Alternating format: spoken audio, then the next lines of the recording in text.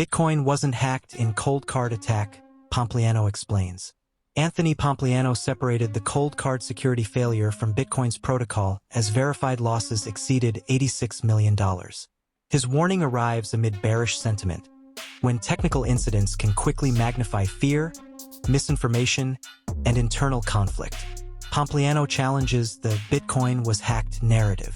Bitcoin investor and entrepreneur Anthony Pompliano addressed the Coldcard security incident on August 2nd, warning that inaccurate descriptions could distort investor understanding during fragile market conditions.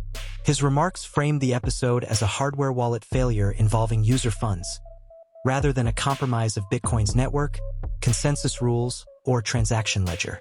Pompliano cautioned that mainstream media could eventually reduce the incident to a "Bitcoin was hacked" storyline, even though the issue stemmed from third-party wallet technology rather than the Bitcoin protocol.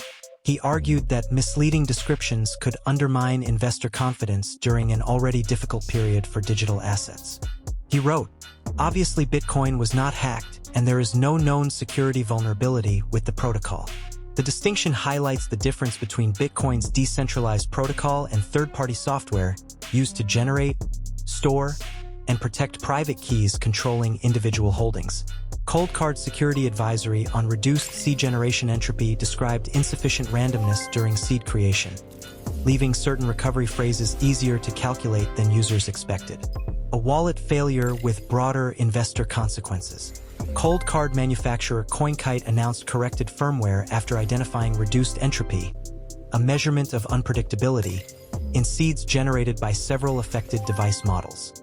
Coldcard's firmware changelog for the limited entropy hotfix detailed MK3 seeds may have contained roughly 40 bits of entropy, while later models may have produced about 72 bits, compared with the intended 128-bit target. Public blockchain tracking indicates the scale of the incident has continued expanding as additional affected wallets are identified.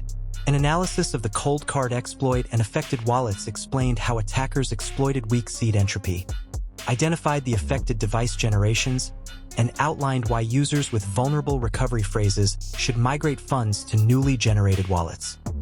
A Coldcard sweep watch dashboard showed at least 1,360 BTC, valued at approximately $85.76 million using its reference price, as swept from identified wallet clusters. The dashboard describes that figure as a verified minimum rather than the total amount potentially compromised. The growing verified total illustrates how a flaw in trusted self-custody hardware can evolve into a broader confidence shock for Bitcoin investors, even while Bitcoin's network continues operating normally. Security fear lands in a bearish market.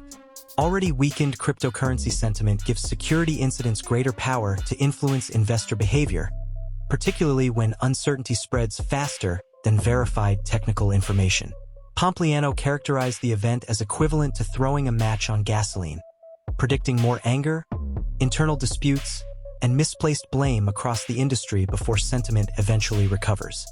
He also encouraged affected users to focus on recovery rather than irreversible losses, while urging the Bitcoin community to counter misinformation with accurate technical facts instead of emotional reactions. Market anxiety can also blur distinctions among protocol risks, custody failures, exchange collapses, and individual security mistakes, although each creates different exposures. Investors evaluating the Coldcard incident must distinguish Bitcoin's operational integrity from vulnerabilities introduced by products controlling access to Bitcoin holdings. Institutional market observers have outlined possible BTC price recovery paths involving improving liquidity, policy developments, and renewed investor demand, while recognizing persistent bearish pressure. Grayscale's analysis of two potential paths out of the Bitcoin bear market described competing routes out of the downturn, placing security-driven fear within a market already searching for a durable catalyst and clearer direction. CoinKite advises affected owners to install corrected firmware, generate entirely new seeds, verify receiving addresses, and migrate funds using newly created recovery phrases. Updating firmware alone does not strengthen previously generated seeds, making wallet migration the primary mitigation for users whose recovery phrases remain exposed.